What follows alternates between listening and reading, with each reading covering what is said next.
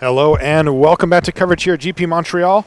It is time for the finals. I'm Marshall Sutcliffe. I'm in a booth with Jacob Van Lunen, and we've got special guests joining us here as well. Reed Duke. Reed, welcome to the booth. Hey Marshall. Hey Jake. How you guys doing? It's nice to see you, buddy. Are you just in time here to see the first turn of the finals? We got Michael Van Vels. He's playing a brutal, it has to be said, a brutal Boros deck in his hands. On the other side, it's Christopher Leonard. He's playing Demir with red. And let's see what happens here in the early stages. An Ornery Goblin, so a card that Michael not really want to tussle with, especially with his one toughness creature here. So you guys have seen this Boros deck in action, right? It's dumb. Yeah, he's been tearing through. He had stumbled a little bit the most recent game, but really nice deck. Yeah, it's super sweet. Boros perfection here. He's got everything. He's got the curve, he's got the power level, he's got the removal, and he can get the job done. He plays one of his 2 Sky Knight Legionnaires here on turn number 3. He bashes. Though the Ornery Goblin shakes his stick over there at the Skyline Scout and says, stay away. And it worked. Leonard's going to chip in here for 2 damage. We have Christopher Leonard's deck labeled as Demir with red, but he's actually just Izzet. He's just straight Izzet, right? He's done a nice job turning a lot of unassuming cards into making them do really good work. And he had a really flashy win out of nowhere at the end, combining Sure Strike and Gravitic Punch to make it here to the finals. Whew. But now he's got to play a different way. He's got to play defense against this aggressive Boros deck of Michael Van Vels. Yeah, kind of interesting. He's got the Smelt Ward Minotaur there. Yeah, it seems like it's going to be hard to set up one of those big turns where he's casting a whole bunch of spells and forcing through damage when he's playing on somebody who's just got a purely faster deck. That's right. True Fire Captain now for Michael. Passes a turn back after hitting once again with the Sky Knight Legionnaire. Good mana, though, for Chris Leonard.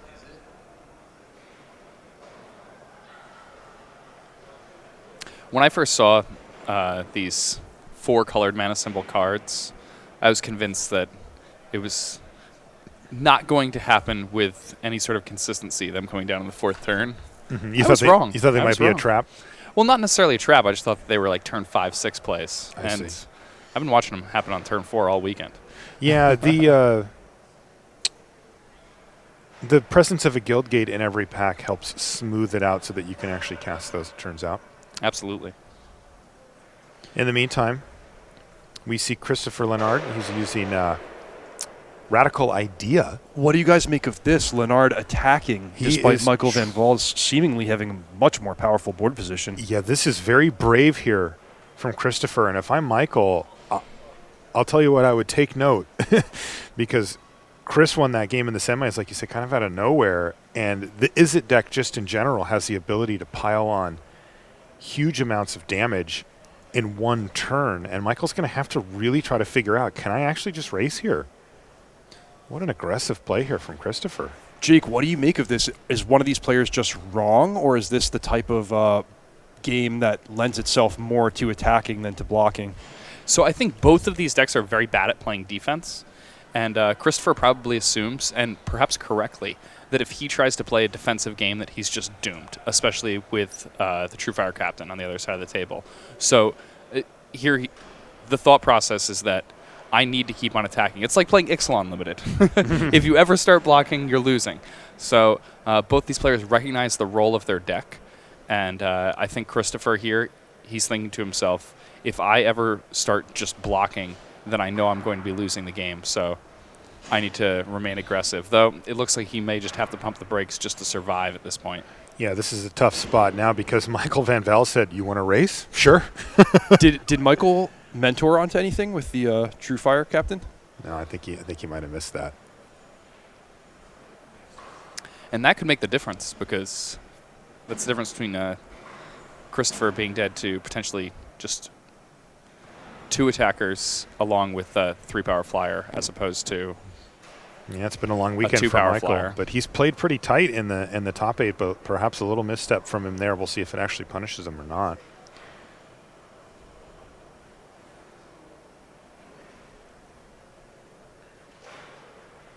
Chris is just going to jam with the squad here. Everybody in. Michael says, okay.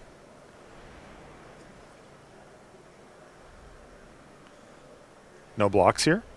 Yeah, the Mesmerist taking out the power of the untapped Skyline Scout. So no favorable blocks for Van Vals.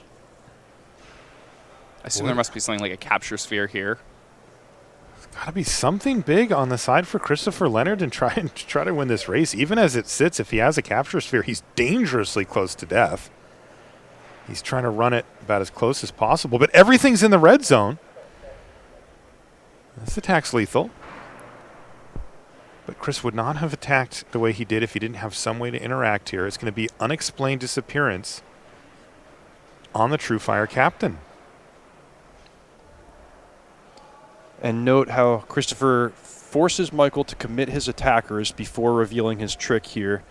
He is certainly trying to set up for an explosive win. Now, Michael still had a mentor trigger there, though, right? Yeah, it looked like he targeted on one of the Skyline Scouts, and then Christopher responded. But no, maybe not. I think he might have just missed it. Ooh. Oh, but look at this. He's got the lethal direct current. And Michael says, who needs mentor anyway? I'm going to go upstairs with this burn spell and finish off game number 1 to Michael Van Vals. Boy, this deck does not stop, by the way. And Christopher Leonard, maybe that was the right line, but boy, picking a fight with the Boros deck does not work out well very often for you. Had Christopher been on the play in that game, I think the race math works out that he actually would have been ahead there in that race, interestingly enough. Yeah, no, I mean, that's often true in those really close races, but of course, we could have seen Michael, take different lines himself as well. Take a look at his deck here. It's completely absurd. Yeah, Boy, this deck's crazy. That's a nice deck. Oh, yeah, 3 Sky Knight Legionnaire. I mistakenly said he only had 2. My apologies. 2 Rock Charger, True Fire Captain, 2 Inspiring Unicorn. I have a quick overarching guideline for rating a Guilds of Ravnica deck when I see it laid out like that, and that's just how much gold color do I see. And if it was laid out without the numbers, right, like 3 Legionnaires, all of a sudden there's a lot more gold out there. He's running 16 lands with 2 Guild Gates. His curve technically tops out at 6 with Inescapable Blaze. The Venerated Loxodon, though, is deceptive in that it doesn't actually cost 5 mana most of the time to cast. So the Blaze is really his only expensive card. Otherwise, he really does top out at 4 for, every other card in the stack. It's a great point. It's a really nice-looking deck in particular because he can operate on a small amount of mana, but also has a couple sinks in Boros Challenger and League Guild Mage, things like that. Yeah. Boy, he's got the removal, too. On the other side, though, there's Christopher. And some cool cards there, too. I see a Murmuring Mystic. If Christopher is able to untap with that card, he could clog up the board and really put up a defensive force that could allow him to buy the time he needs to win a game. Goblin Electromancer, somewhat unassuming card, could also, decrease the cost of something like a Hypothesizal, allow him to, again, fight his way into games, allow him to, play an additional 2-drop alongside something like Unexplained Disappearance, and get his way back into a game. Are we going to see him adjust this deck significantly? Is he, the question I have is he all in on this game plan? Because cards like Maximize Altitude, Radical Idea, Gravitic Punch, right? They don't look great in the face of a Boros deck that's just going to be smashing you over and over. And as we saw, he tried to raise that game and couldn't quite get the job done here. Is an argument to be made here for trying to change to try to make this into more of a control deck? So I'm just looking over the deck list here, and one of the big problems is that the defensive sideboard cards he has, things like Wall of Mist, things like Wishcoin Crab, those cards are really good at playing defense against a lot of Boros opponents. The problem is Michael Van Vals, he has a deck that has so much evasion and has 2 Rock Chargers, which have the ability to give his creatures that do not have evasion, that if Christopher decides to sideboard into this more defensive plan, he may just find himself with these super underpowered cards that can't even block Michael's offensive force. So perhaps a dead end down that road either way, and he's just sticking with game plan A because he doesn't have another better option. I think, at least on the play, I would just try to race, and I know it's not something I'm likely to win. Yeah, I got a shiver when you said that. I think that would be music to Michael's ears. Okay, let's get underway here in game number 2.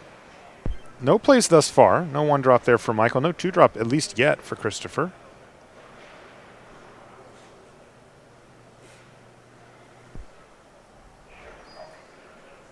Land go here for Michael.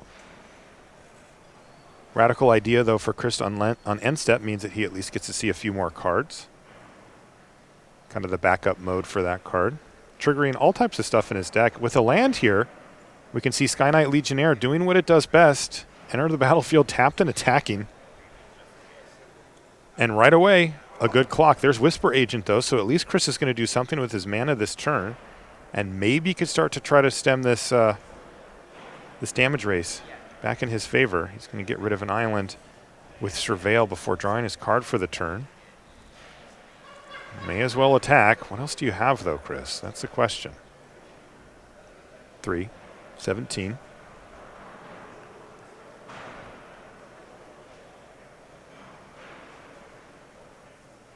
And he's got 3 mana to spend, and it's a leapfrog, so that is a tool that he can use to help race. I mean, he's now produced 6 power versus only 2. Perhaps a glimmer of hope here for Christopher.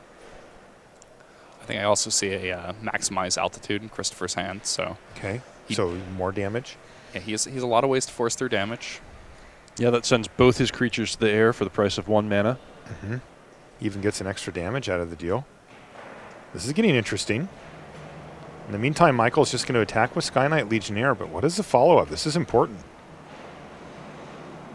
This is a really important turn in this game because however he decides to go, ooh, no 4th land for Michael Van Vels. Okay, Sunhome Stalwart's a nice one, but you know what? It's stuck on the ground. Yeah, and Michael had more offensive plays. He could have cast another Sky Knight Legionnaire, but he decided to make this defensive play, and he may end up getting punished for it. Speaking of defensive plays, any consideration to not attacking with Sky Knight Legionnaire? I think that might have been the correct play, though I think in the moment it can be difficult to make that play, especially when you have a 2/2 first striker to leave back. It did feel like he was thinking about it, though he may have just been thinking about what card to cast out of his hand. But I think there is definitely a consideration for that. That's a very good point. Yeah, I'm a lot more likely to take a defensive stance if I'm stuck on lands because all I want is the game to go long enough for me to actually play out the spells in my hand. So I would rather trade off if I can rather than shorten the game and try to race. In the meantime, Chris Leonard, he resolves Hypothesizal. He ends up discarding the Maximize Altitude, but of course he can use Jumpstart to play that again. He kills the Sunhome Stalwart, getting it out of the way and clearing the way for 6 damage. Michael's brought in a Sworn Companions here. Perhaps could stem the bleeding. It looks pretty good against Leapfrog, unless Christopher can just get that thing in the air every turn, then it won't matter. This game's going really well for Leonard. He's developing his board. He's filling his graveyard with jumpstart cards to have more options later on. He's making his land drops. He's ahead in the life total race. So this is just exactly the position he wants to be in. But the question is, can he push the advantage? Because we do know Michael Van Val's deck is very powerful and capable of mounting an offense out of very little. Those 2 lifelink creatures also a little bit terrifying. Speaking of terrifying, he just played an untapped Steam Vents here. All right, well, we see why. He's got City Watch Sphinx. And he has decided to pump the brakes there. No attacks. The Sphinx dominating the board at the moment. And something that Michael's going to want to deal with. He did hit land number 4 last turn and drew land number 5 this turn as well. So with a handful of spells, he should have good options. Though City Watch Sphinx can be kind of annoying to deal with. And not a ton of cards that deal with it in his deck. Conclave Tribunal comes to mind. Yeah, I think he has a Luminous Bonds in there too. Which are actually 2 very good answers for City Watch Sphinx all told, but another important turn for Michael. He's going to play a Sky Knight Legionnaire. Does he have anything else? No, he's going to pass the turn back once again. So taking a slightly more defensive stance, he's down to 11 life versus 14. He decides just to play his creatures and pass. Perhaps doesn't have the removal spell in hand right now to deal with the Sphinx, and it's brick walling basically everything. Christopher has an intense look on his face as he draws his card for the turn. Takes a look over at his graveyard. He does have 1 Jumpstart card. Oh, scratch that. He has 2 Jumpstart cards in his yard.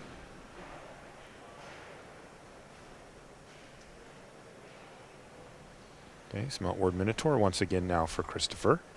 Card's done a lot of work for him so far in the top 8. Boy, no kidding, especially with those 2 Yeah, jumpstart cards. If Michael doesn't have a way to interact here, I mean, Christopher can jump this team. He has 11 points of power. So everything will fly. Sky Knight Legionnaire can't block because of the Smeltward Minotaur. And then he can maximize altitude, the Whisper Agent. It's game. I mean, there is 2 mana on the other side, so if Michael has something, but he needs it. Bang! That's 11 in the air. Do you have anything, Michael? He's doing the math. He says, wait, is that really 11? It is! Wow! Chris Leonard steals one from Michael Van Vels. That game went really well for Chris. You mentioned that, Reed, that things kind of on all metrics were looking good for him. Michael hit his lands and finally started casting spells, but you got a chance to see that Boros on defense, not so great. Been really impressed with Leonard's ability to force through damage past blockers, and a lot of it has been that Smeltward Minotaur being one of the strongest cards in his deck, but in general, just the trickiness of Izzet having access to so many spells, instants, bounce cards, burn cards. He has a lot of tools with him and a lot more control over managing the race, and that's coming big in this particular red-on-red matchup. I like that he remained aggressive, though. I think that so often when you play against one of these really aggressive Burrows decks, it's easy to try to play this defensive game and then throw your arms up in the air when it doesn't work. And I think he drafted his deck with a very specific plan in mind, and if he tries to do something that he wasn't meant to do, then it likely would not work. If his semifinal opponent had made it here to the finals, he would have been happy to play a defensive game with a bunch of Locks and Armor Restorers, but Leonard's deck just not well suited to play that game. I agree, and you drew a great distinction for us, Jake, which the main difference between Game 1 and Game 2 was who was on the play, and Christopher's plan of forcing through damage and engaging in a race worked very well for Game 2, and it'll be this one, the sideboarded game where he's on the draw, where the question is, can he come up with an effective plan? Is he going to stick with the race? And, how's it going to play out? Yeah, I'm really curious to see how this goes.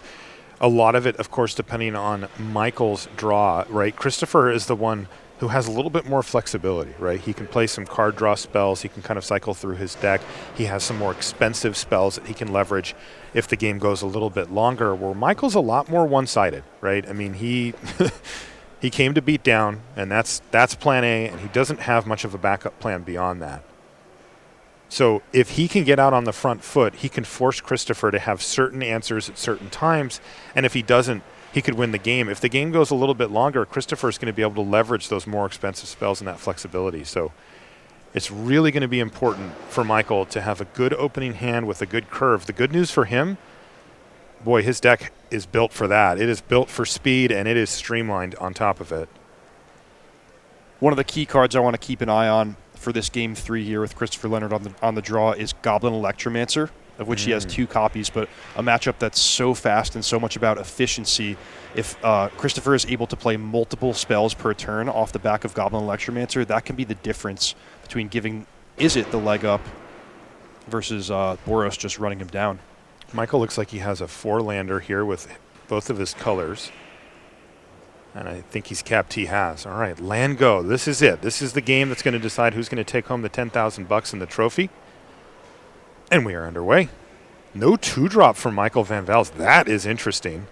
Just a $5,000 game of Magic. Yeah. You'd hope you bring a 2-drop to that. Ornery Goblin now for Chris Leonard. What does Michael have? Okay, he's got a Rock Charger, one of his 2 in the deck. Ornery Goblin showing its colors here, though. It'll be able to attack cleanly through it, as I don't think Michael was interested in making a trade here. Rock Charger, a strong card in general, but not great at outputting damage by itself. Mm-hmm. Yeah. I find that card has been especially good with the Mentor mechanic. The fact that it only has 1 power and it gets your Mentor creatures into good attacking position. It's just been a really impressive card for me. It has for me as well, Jake. And, one of the things that stood out to me when I first saw the set was that it's very close to a functional reprint of a card that we've seen quite a bit over the last few sets, Pegasus Courser, but Rock Charger's an uncommon. I'm like, wait, what's up with that? In the other sets, it was a common, and then you play with it a few times with Mentor, and you're like, yeah, okay. This would not be that fun at common. In the meantime, by the way, Michael cast True Fire Captain on end step. Chris Leonard going for the tempo play here. He played Unexplained Disappearance, and then boom, Murmuring Mystic, one of the best uncommons in this set, hits the battlefield here. And if Chris gets to untap, boy, Murmuring Mystic and Izzet is dumb. Yeah, he has a whole lot of jumpstart cards. If Michael doesn't have an immediate answer, and it looks like he does not, this could be some serious trouble for him. Crazy, yeah. It matches up well against True Fire Captain, although the Rock Charger is a major issue. But look at this, Hypothesizzle now from Christopher Leonard, and this is how things start to get really out of control. He's going to draw 2 cards, get a bird token, and he's going to want to discard something to get rid of one of these threats on the other side. And look at that, he discards a Radical Idea. Uh-oh. Is this one slipping away from Michael Van Val's? That is a huge swing, those last 2 turns in Chris's direction. Although it does look like Righteous Blow will kill the Ornery Goblin, but still, Murmuring Mystic still on the battlefield. 1 jumpstart card in hand, but 4 cards in the graveyard and 4 cards in hand for Chris Leonard. It's not often so far this weekend that I've seen a player cast Murmuring Mystic and lose the game. Right. I agree with Especially that. Especially Izzet, right? I mean, Izzet with these jumpstart cards, it's just out of control. And Christopher, even if he doesn't want to go crazy with spells this turn, he's a City Watch Sphinx in hand. He's just going to play a City Watch Sphinx, that's all? Okay. All right, well, let's see if Michael can capitalize here. If he can find a removal spell, he could put in a pretty reasonable attack with Mentor. 4 damage in the air. Chris is down to 13. A card that Christopher is going to have to keep in mind is Inescapable Blaze. This is a card that I saw Michael play in the semifinals where he completely crafted his whole game plan around it, getting extremely aggressive with a pair of Skyline Scouts early in the game, just dumping mana into them to get in for 4, trying to get his opponent down within range of Inescapable Blaze, because it turns out when your opponent starts the game at 14 and you know it and they don't, you can steal wins with that. And in the meantime, that's exactly what happens here. Luminous Bonds is going to lock down the Sphinx and clear away an attack for 4 damage. Chris is down to 9. He's got to be careful. Feels like it's his to lose here with that Murmuring Mystic, but hey, there's also Cosmotronic Wave for Michael Van Val's in his deck. And that's the type of card that can steal a game too, right? Great point, yeah. The Wave and the Inescapable Blaze are 2 cards that, even if things are looking pretty good for Christopher, they can really change the dynamic. Yeah, he's going to want to be very careful here. Something we need to watch out for this game also, I believe Christopher has Gravitic Punch in hand, so even though that City Watch Sphinx has been taken out of commission by the Luminous Bonds, Christopher has the potential to have 2 Lava Axes at his leisure. Just kaboom. Wow, and normally one of the things about Lava Axe is you have to invest mana and not impact the board, but with Murmuring Mystic, that's no longer true. So he can unload 5 damage while producing a chump blocker, which that lends itself to racing very nicely. Yeah. Van Val's currently at 15. Wojak Bodyguards the play now for Christopher Leonard. And that does not play defense particularly well. No. No, it does not. He may be able to start mounting some type of offense with it, but he just has to be very careful. There it is, Gravitic Punch. You called it, Jake. He's got it in his hand, and he says, how about you take 5 damage and I get a bird token? Go. The question is, are we going to start seeing these bird tokens block? And I think we will in the very near future. He knows about Inescapable Blaze, and I think that's a big factor here in all of his decision-making. Currently, Christopher is completely tapped out. Oh, big turn for Michael. He's actually going to take a minute. I haven't seen him do this yet in the top 8. He's crossed his arms, and he's doing the math. He keeps looking at the life totals and figuring out what's going to happen. There's a lot for him to process here. Izzet is probably the scariest deck to play because they tend to beat you out of nowhere. You think you're doing fine at 10 life, and then boom, you're dead. Yeah, and I mean, now he knows about this Gravitic Punch. He knows about the 5-power guy. He knows that Christopher has cards in his deck like Sure Strike, which could turn that Gravitic Punch into 8 damage out of nowhere.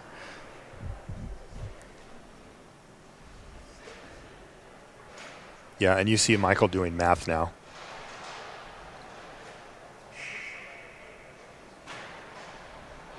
He's got to be very careful, but at the same time, he does feel a lot of pressure to keep attacking here. He knows if he just sits here and stares at a Murmuring Mystic, that doesn't end well for him either. So in they come, both creatures, and Christopher Leonard is put to the test on does he chump block with his bird tokens? 1, 0, both?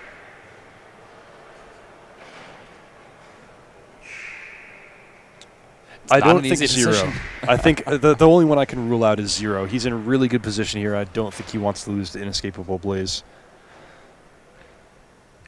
Okay, so if he's determined that that's not an option for him, then it's either 1 or both. He can soak up 2 or 4 damage, and you can see the pressure on his face here. Look at Christopher.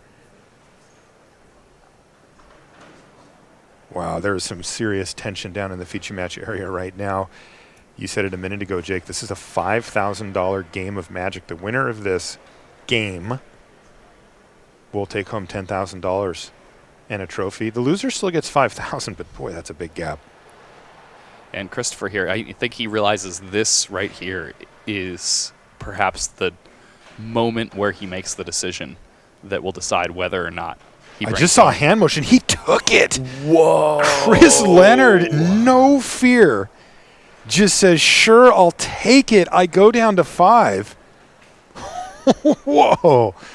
Gutsy or reckless, I'll let you decide, but unbelievable. Well, it looks like it just won him the game. Right? He has the Gravitic Punch in his graveyard. He has Radical Idea there. He has this number of attackers. Can he actually get through for lethal here, though? There are 2 blockers. Gravitic Punch you down to 5. That's a good start, but the Wojak Bodyguard has some friends on the ground down there. No, it does look like he has it. Otherwise, how is he just attacking with everything, right? He must.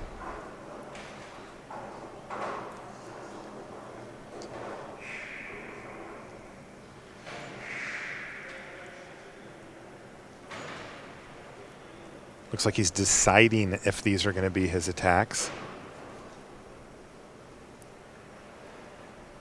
I'm nervous for him right now. Yeah, this is really intense. Like, my chest is like pressed against the table. He must have the Sure Strike that you mentioned, Jake. If he has Sure Strike plus Punch, then that's 8 damage from the City Watch Sphinx. And even with 2 blocks here, he's guaranteed to get in for 2 damage.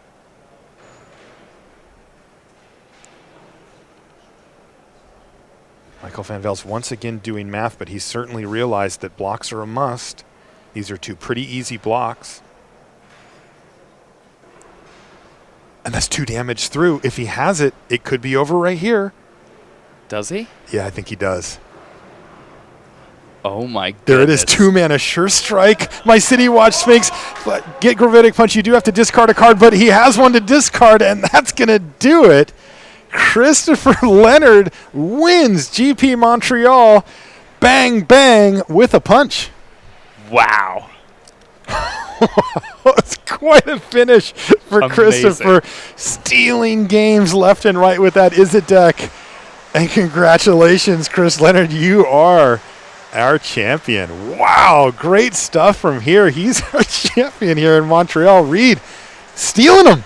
Yeah, boy, of all the decks of our top 8 competitors, Christopher Leonard had one of the least flashy. He didn't have Niv Mizzet. He didn't have a perfect Boros curve out. He didn't have any other mythic rares. He was making it work with commons, just the basics. And I think what really helped him was the concentration of jumpstart cards, in particular cheap jumpstart cards, to multi-trigger his Smelt Ward Minotaur, his Murmuring Mystic, and he got the job done. Yeah, that was super impressive stuff for him. And, yeah, wow.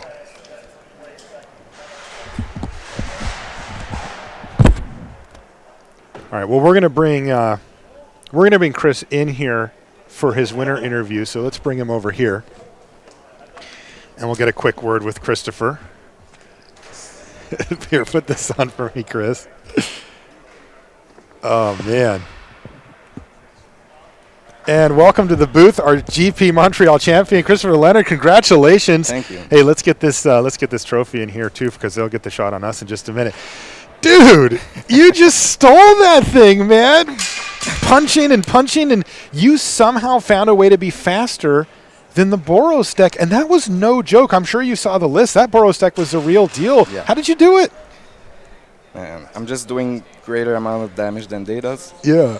And In a like shorter amount of time. like I wrote on these sheet, Uh-huh. Gravity Punch stole games. Let's see. You said, Crazy. what did you play in sealed? What were your most critical cards? Is it Gravitic Punch right there on the front? I guess you walk the walk as well as talking the talk. Man, what an incredible run for you. What is this your first GP top 8? Like, what's your experience Yeah, level it's here? my first day too. It's your first day too? Wow, and you ran it all the way in, and all of a sudden you're the champion. Yeah. Incredible. So this is going to be your first time playing on the Pro Tour as well? The second time. Second time. Yep. Okay, are you excited for that? Yeah, really. Yeah, that's going to be super awesome. Are you from here? I guess I can look on here. Yeah. Hometown, Montreal. Yeah. Wow, so you got to keep the trophy here. What does that mean to you and everybody here from Montreal? It's great. I mean, all my friends, they're not there. Don't worry, they were hanging around the whole Yeah. time. Man, it means a lot. It means a Yeah, lot. super I've been great. playing Magic for a long time, and it's the first time that I won something like this. How long have you been playing? Since Scourge. Since Scourge? Yeah. Oh, wow. Yeah, that is a long time. You've been playing way longer than I have. Really? Yeah. Oh, yeah. Wow. For real. Dude, congratulations. That was super fun to watch. I'll tell you what, not only did you win, you did it in very exciting fashion. Sure Strike Gravitic Punch game. That was really great stuff. That was great. Wow. What an exciting finish. We got a chance to see Guilds of Ravnica out in the wild here. And what's the best guild? Well, it's obviously Izzet. You just have to ask him, and he'll tell you. And if you disagree with him, you know what'll happen.